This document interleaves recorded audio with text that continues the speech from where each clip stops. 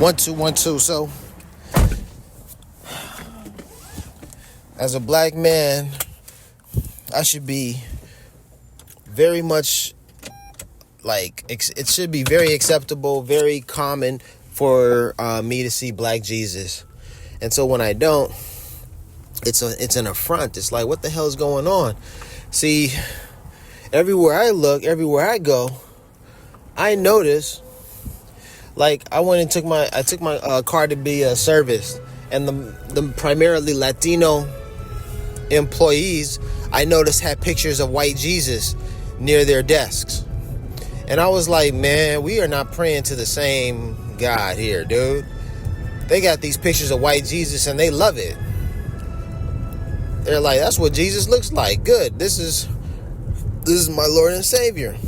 And as a black man, we go to a house of worship and we're confronted with an image of white Jesus, the most famous of which came from some white dude from the 1940s. Like, oh, hell nah. This ain't it. So the Black Liberation movement is alive and well, and it has its roots in the 1960s with Larry Neal, with Dr. Reverend Cleage Jr. in Detroit. He put the Black Jesus, the Black Madonna image in his church. He said, we got to change this. And he spoke eloquently on the issue. So it's just like, what the hell is going on? A moment of synchronicity today. First, a moment of synchronicity the other day on the 11th. Today is the 15th. On the 11th, I chose to watch an Alfred Hitchcock movie, or TV show rather. And then a few hours later, I was driving for Uber. And on the radio, I heard the radio announcer say, what's your favorite? She posed the question, what's your favorite Alfred Hitchcock movie? And I was like, wow, this is pretty synchronistic how today of all days, I haven't watched an Alfred Hitchcock anything in quite some time, years, in fact. And that one day that I decided to watch an Alfred Hitchcock TV show, the radio announcer asked the question, what's your favorite Alfred Hitchcock movie? I was like, whoa, that's really creepy. Then, as I was driving today, cut to January 15th, a car in front of me had the license plate STATREK. I read that as Star Trek. Star Trek. All right? Star Trek. And I figured, or I contemplated, I said, what does that mean? I said, oh, okay, it's missing the R. So otherwise it would be Star Trek, like the TV show or whatever. So within 15 minutes of seeing this vehicle and listening to this radio station, the same radio station I listened to the other day, do you know they were playing the Star Trek theme song, a classical music station, and then they basically said, and you were just listening to the theme song from Star Trek. And I was like, whoa. That's the second time on this doggone radio station where these moments of alignment occur. Anywho, back to the subject, Black Jesus, okay? My cousin Carlos sent me a little post from somewhere on the internet where they're rehashing Jermaine Dupri's comment about Nipsey being Jesus, and I want to comment on it. Beautiful. Bravo for Jermaine Dupri to have said what he said so many years ago. I'm glad that it's being rehashed and people are exploring it. Now, if you're a black quote-unquote Christian in a church that has a picture of a white Jesus, and you dare to say that Jermaine Dupri is out of line, is blasphemous to say that Nipsey was Jesus, that's all sorts of wrong, all sorts of colored with colonizer, mentality. And it's just, it's ridiculous because, listen, my point is this. You have to admit, being a human being, that you are fallible. Okay, you can make mistakes, right? Now, to say that Nipsey isn't Jesus And to say it emphatically and to say, well, you're wrong, is to dismiss the idea that a human being, you yourself, can be wrong. To say emphatically you're wrong. The only thing you can say is, hey man, I don't know. Because none of us know, because everything is based upon faith. So it's really bizarre that people would go against Jermaine Dupri by saying that, especially other blacks going against a black man saying that another black man he thought reminded him of, or he looked at him as Jesus. Now listen, if anybody has a story about Nipsey being Jesus, it's me. My story is incredible. I had no contact with Nipsey whatsoever, right? Never met the man, but his aura, his reputation, his legacy was taking shape during his lifetime, so much so that I was affected by it. I caught wind of what he was doing, and I found it impressive, and I found it wholly astonishing, the fact that he was able to achieve the heights of success during his lifetime that he was able to. And it was a miracle, everything that happened. In my case, personally, I went to high school. I got my college degree. I studied finance. I did all of these things that should have checked. I checked all of these boxes that should have put me in the position to just experience great success. But no, it was Nipsey, who didn't have any of the things that I had, who was experiencing great success. Incredible success. All right?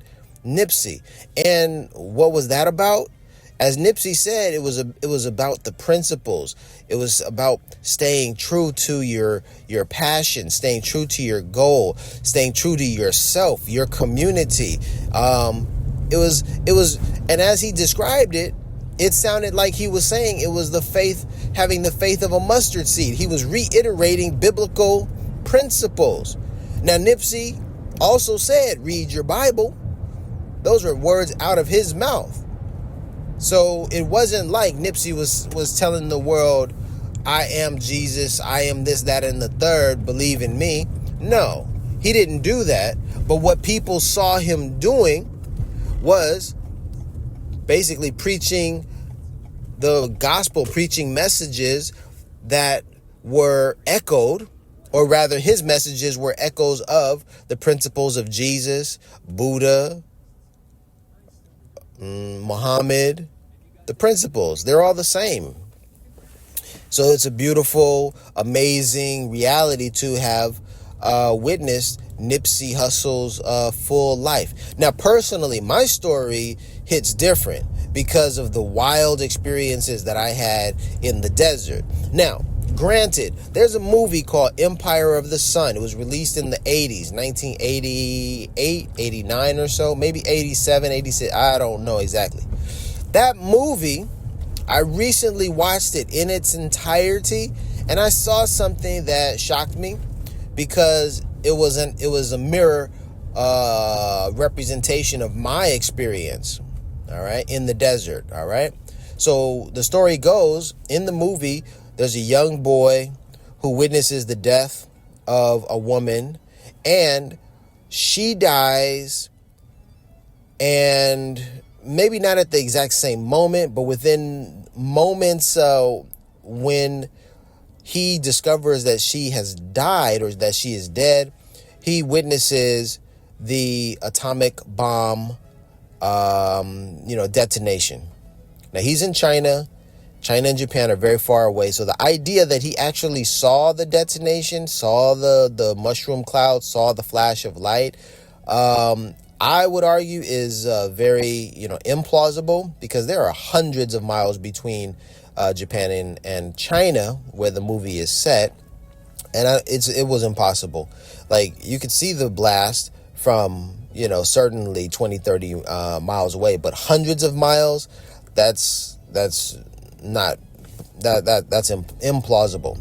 But anyway, he sees this detonation of one of the atomic bombs, at the moment that he realizes this woman died or has died, and he strongly believes that it was the woman's spirit rising from her body and then ascending into heaven. He experienced this, he saw it, he witnessed it firsthand, but all it was a coincidence. It was two events that took place around the same time of each other that he mistakenly attributed to, God. And so in my case, I was in the desert, and there were two lines in the sky. Presumably those lines were created by airplanes, but those airplanes that would have created those lines, they would have had to have flown overhead only minutes, maybe even seconds before I walked outside of my home and I saw them and I witnessed them. They would have had to have flown minutes or seconds just before. And that in and of itself, that idea that airplanes flew overhead at that time in the particular pattern, okay, that two airplanes cross paths perpendicular to each other within a matter of minutes, seconds of my departure, my walking out, my exiting from my home. All of that taken together is too great of a coincidence to have actually occurred, especially due to the fact that never prior to that event, that witnessing that, nor after it, did I ever see anything comparable to what I saw that particular day. You follow me? It ain't never happened. It didn't happen before then. It ain't happened afterwards. There were two lines. They formed a cross. Like, oh my gosh, a cross is a Christian symbol. Now, I was in the Middle Eastern desert, and I was saying to myself, what the heck is a cross doing in the Middle Eastern desert? But that's for theologians to argue and to say, even Muslims love Jesus, so it's not a big deal. But my conclusion after having seen what I, saw that day was that it was related to Nipsey Hussle's murder. It was related to Nipsey Hussle's spirit, his soul, ascending to heaven because he had been murdered 7 days, exactly 7 days before I saw those lines in the sky. So it was just like, wow, what the heck is happening? And that's what it was. Now in the movie, the boy's character comes to realize that it wasn't that her spirit was ascending to heaven. It was just a coincidence. He comes to realize that. Someone tells him, oh, that was the atomic bomb blast. And he's like, oh, I thought it was an act of God. So he comes to that realization. In my case, you'd have to explain to me where those lines came from, why those lines, that cross, specifically a cross in the sky, why it appeared there that day, okay? Why those lines remained up there when usually lines that are left by airplanes, okay, they dissipate rather quickly. Within minutes, they dissipate. I had enough time to witness it, to drive to work about 8 minutes, to look into the sky and snap photos of what I witnessed, all right, before heading into work. I knew immediately upon seeing it, I believed immediately that, oh my gosh, that's a sign from God. That's what I believed. That's what I knew. It was apparent to me, but I wasn't so quick to just jump on and say, look, God. I was like, oh man, is that a sign from God? Wow. Okay. I see it. I got it. I drove to work. I looked up. I said, dang, it's still there.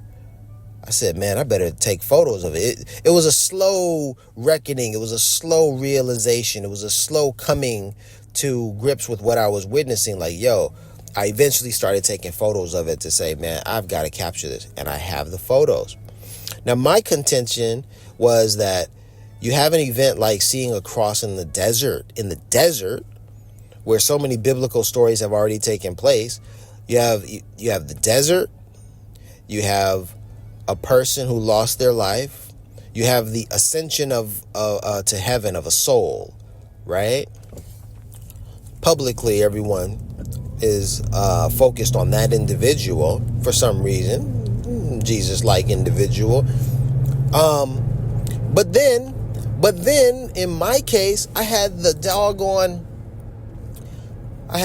doggone experience, miraculous experience, the day of Nipsey's murder, I was driving to work, and I'm in the desert, so there are no cars in the desert, very few cars on the roads. And at the hour at which I was driving, early morning, no cars were on the road except for me and this one truck. And the truck cut me off. That could have been a very serious accident that happened between me and the truck. The truck hit me, could have spun out of control, I could have died, whatever.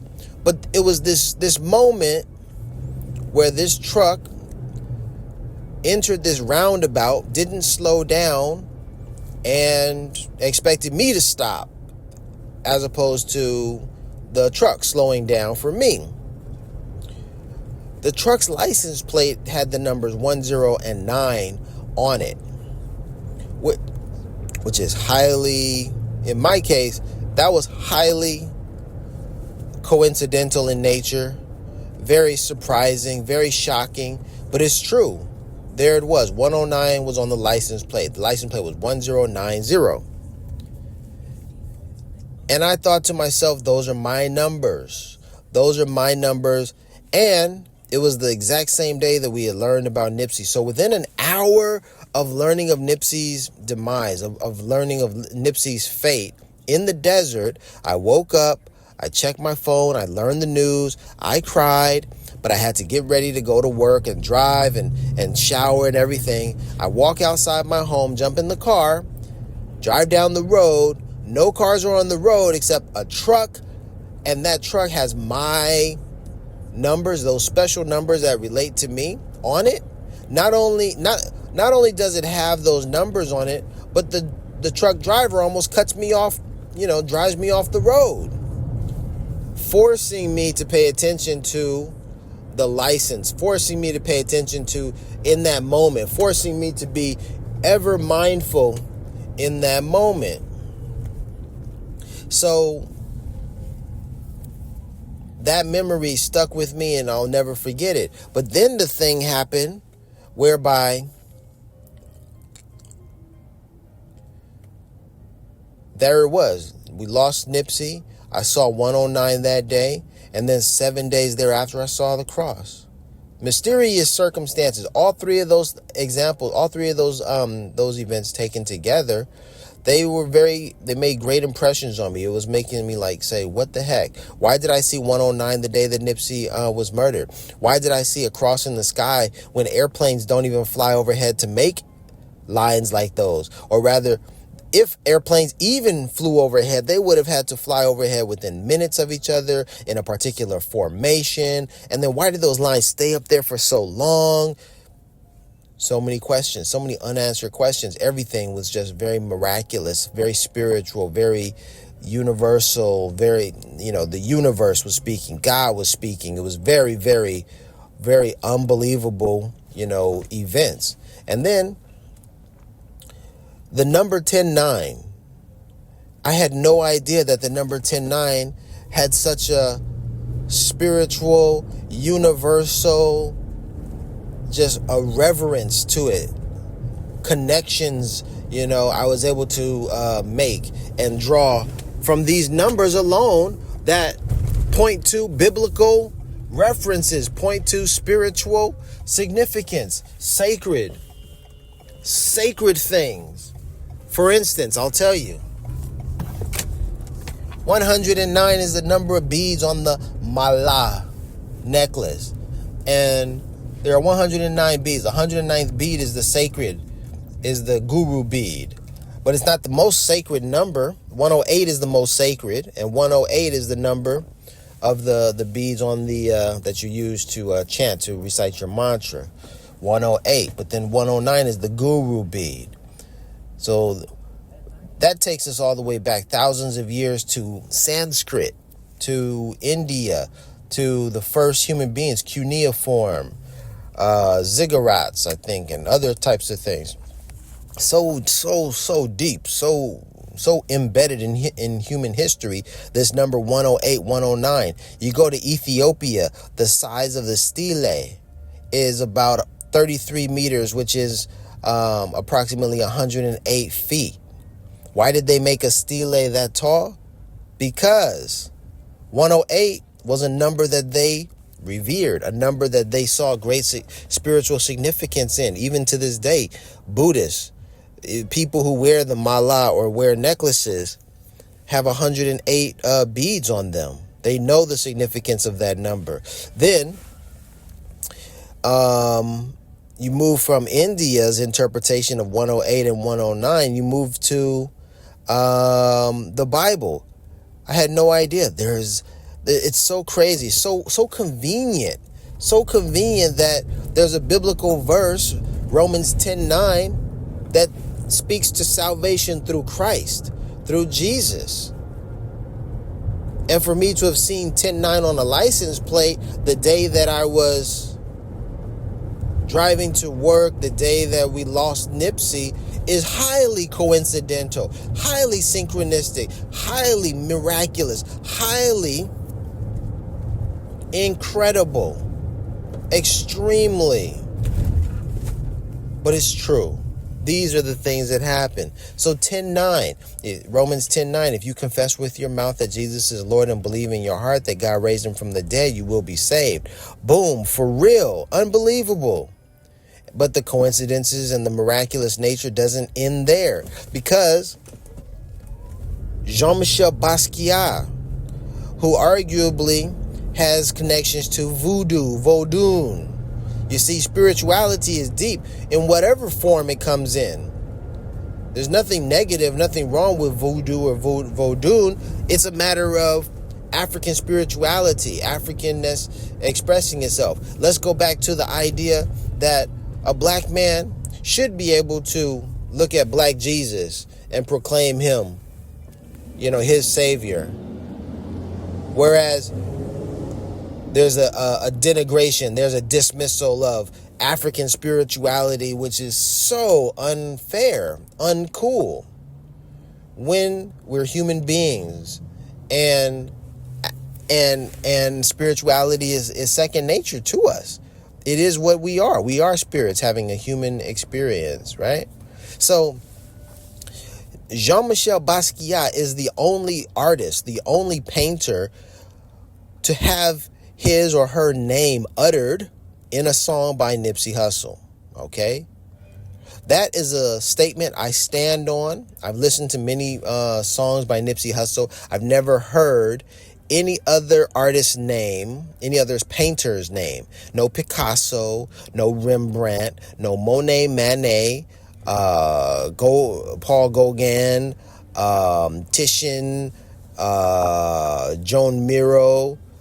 I don't care. None of these artists, great, artists, Warhol wasn't mentioned, Keith Haring, Kenny Scharf, none of these people, whether they're graffiti artists, Al Diaz, Talk one something, I forgot what numbers, Taki something. None of these artists are mentioned by Nipsey Hussle. Only Jean-Michel Basquiat's name is mentioned in a song by Nipsey Hussle. Incredible that is true, a fact that is true, because of the fact that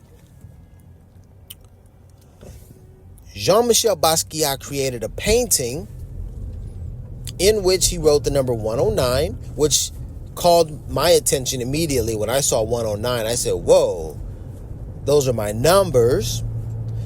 But Jean-Michel Basquiat also painted a figure, a male figure, on the same painting with words and symbols that are so striking, so identifiable, so clear, so clearly, directly connected to the life of Ermias Joseph Askedom, aka Nipsey Hussle, that it is a miracle. It is unbelievable. The fact that these two connections are there, it's wild. It's undeniable. Now, if you were to look at the painting, of course, you're not going to see it immediately. You've got to look at it. You got to study it.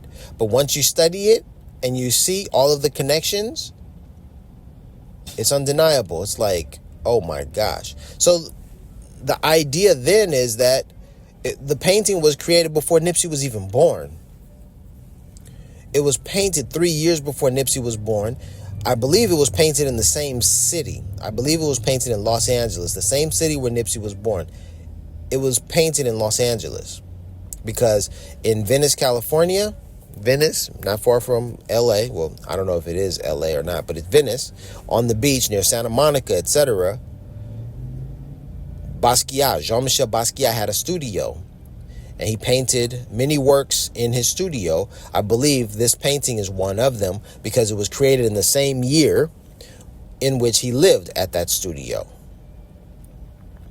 So there's so many details that point to this, and it's a miracle. When you see it, when you study the artwork, it's like, oh my gosh.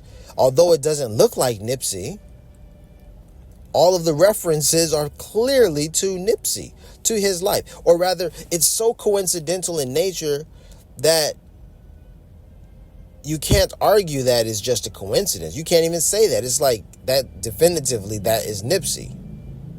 It's bizarre. It is wild.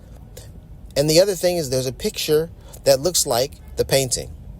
Now, it's impossible. It was impossible for the picture to have been taken and for Basquiat to have copied the painting or created the painting after looking at the picture, because the picture was taken about 30 years after the painting was even created. There's no correlation. There's no correlation between the picture and the painting. None whatsoever. And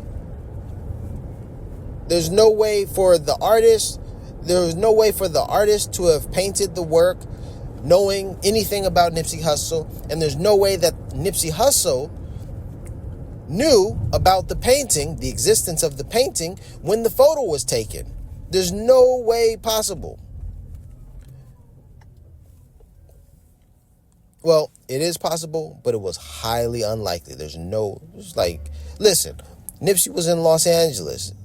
Nipsey wasn't a Jean-Michel Basquiat fan so much that he would go searching for obscure paintings by Basquiat that were in private collections that weren't even available to the public, that the public has never seen for 30 plus years.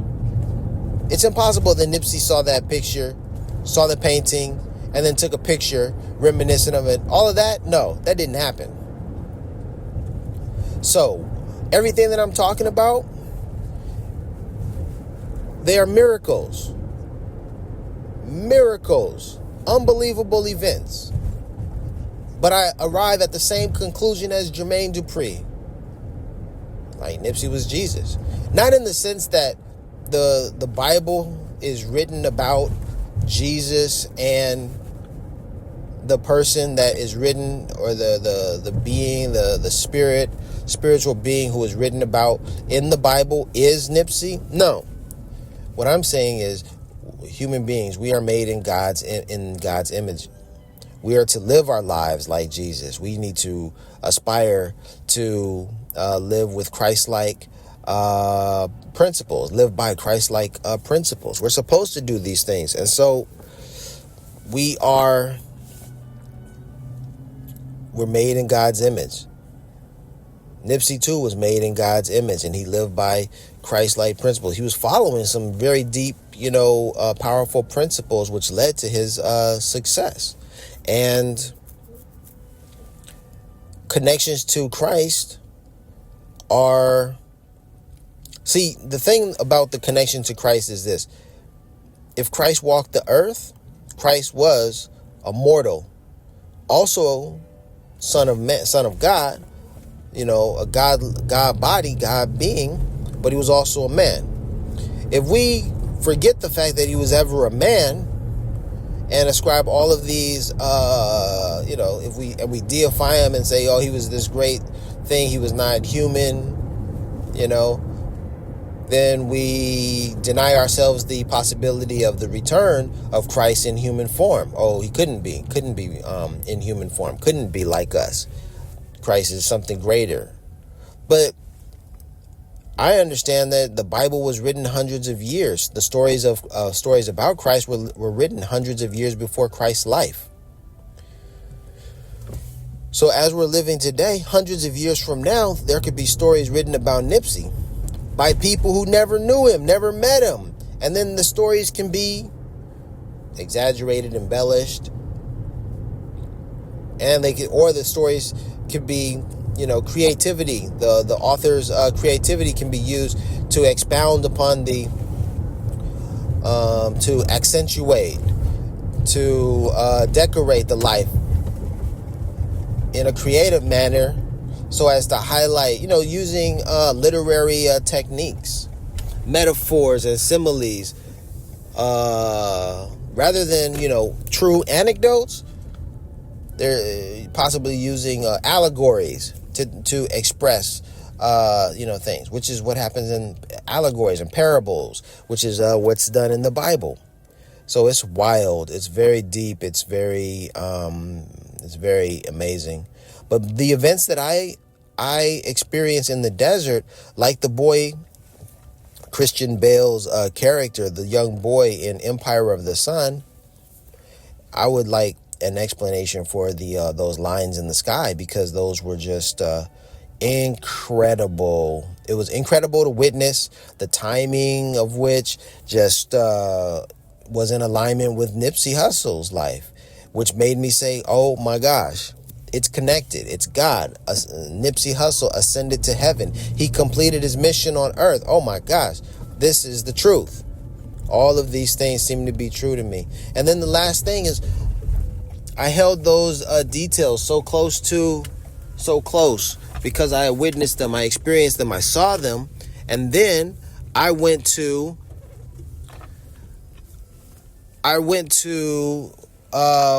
where did I go? What the hell is going on? This lady can't drive. She can't see. I came back to Los Angeles after having an experience where those three things stuck out in my mind. Those three things stuck out. Nipsey Hussle, 109, and that cross. All three of these things stuck out in my mind so clearly. When I came back to Los Angeles, I was astonished. I was baffled. I was amazed that those exact three things are right there in Los Angeles at the corner in Nipsey's hood, at the corner of 60th Street and Crenshaw. Those three things, exactly those three things that I saw in the desert, there they were. There they are for all to see. They're not far from each other. 1, 2, and 3. The cross, the Nipsey Hussle mural. Well, the Nipsey Hussle mural has been covered up. It's not there. But Nipsey Hussle mural, the cross, and 109 are right there at the corner of Crenshaw and Crenshaw and 60th Street. Peace and blessings. That's the story. Stick with it. It's the real deal. Jermaine Dupri is not crazy. YG said the same thing. Nipsey was Jesus. They're not crazy. There's something deep to this. And black people, it's the Black Liberation movement that started in the 60s, or rather, it didn't start in the 60s. It started with Nat Turner, and even before Nat Turner. It's the truth that we need. Jesus was black. We need black representations of Jesus everywhere that we go, because I can't go to another Toyota dealership to take my car to be serviced and see somebody praying to Jesus that doesn't look like me, praying to a white dude, because he's not being honest. He's not being honest in his understanding of life and faith. The world is carbon. Melanin is carbon. The dominant element in the world is carbon. Melanin is carbon based. Melanated people, black people are carbon based, are closer to God. It's all there. It's all there. Peace and blessings. IC 109 out. Got to go to work.